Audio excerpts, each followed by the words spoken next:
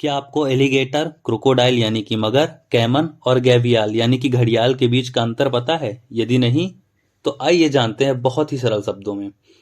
And yes, hi guys, I am Shivam and you are watching science aware. वैसे हम इनमें से तीन या कभी कभी चारों को ही मगर कह देते हैं, पर ऐसा नहीं है। इन चारों में काफी भिन्नता है। आइए एक एक करके जानते हैं।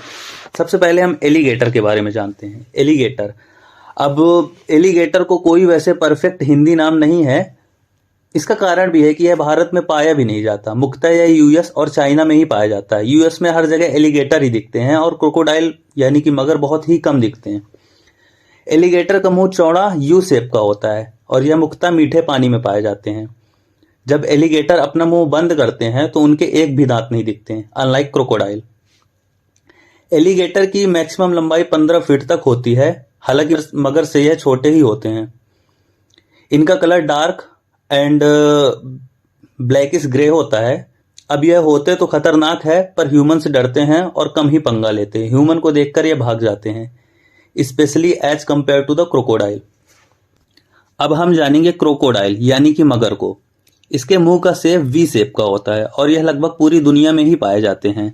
मगर की जीभ में एक स्पेशल ग्रंथि होती है, जिस वजह से यह साल्ट वाटर में रहना पसंद करते हैं।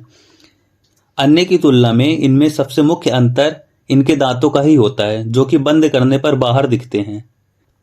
साफ दिखता है कि इनके दांत चीरने, फाड़ने और शिकार को अलग कर देने के हिसाब से बने हैं। यह इन चारों में सबसे बड़े, ताकतवर और खतरनाक होते हैं। यह 19 फीट के लंबे, हल्के रंग के पर भारी भरकम होते हैं। यह इंसानों पर भी बेझिझक हमला कर देते हैं। भारत में मगर की कुछ प्रजातियां मीठे पानी में भी रहना पसंद करती हैं। अब हम जानते हैं गैवियाल यानी कि घड़ियाल के बारे में। वैसे तो सारे मगर ही मछली खाते हैं, पर घड़ियाल को स्पेशली मछली खाने वाला मगर कहा जाता है। घड़ियाल को हम देखते ही पहचान जाएंगे, इनके सघन नुकीले दांतों वाली चोंच के जैसा लंबा मुंह देखकर, जो मछली के शिकार में मुख्य भूमिका निभाता है। मुख का शेप घोड़े के जैसे होने के कारण ही यह घड़ियाल कहलाता है। यह 18 फीट तक लंबा हो सकता है। यह पूरे विश्व में मुख्यतः उत्तर भारत और नेपाल में ही पाया जाता है। आपको एक फैक्ट के बारे में बताता हूँ। आपने घड़ियाली आंसू के बारे में सुना होगा कि घड़ियाली आंसू मत बहाओ। तो क्या घड़ियाल आंसू बहाते हैं? जवाब है हाँ।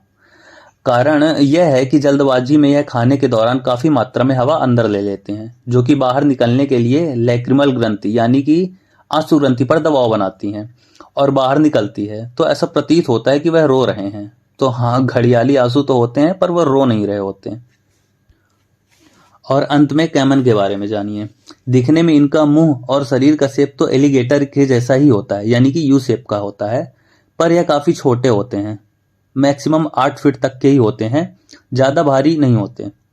मुख्यतः यह मध्य व दक्षिण अमेरिका में पाए जाते हैं। साइज छोटा व कम खतरनाक होने के कारण ये जैगुआर और एनाकोंडे का शिकार भी होते रहते हैं। आपने एक फेमस वीडियो देखा होगा जिसमें दो क्लिप हैं। पहली क्लिप में पानी पीते चीते को मगरमच्छ दबोच लेता है। वहीं एक दूसरी क्लिप चालू हो जाती है जिसमें एक जगुआर मगर जैसे किसी जीव को पानी से शिकार करके बाहर ले आता है। वो मगर नहीं होता है, वो कैमन ही होता है।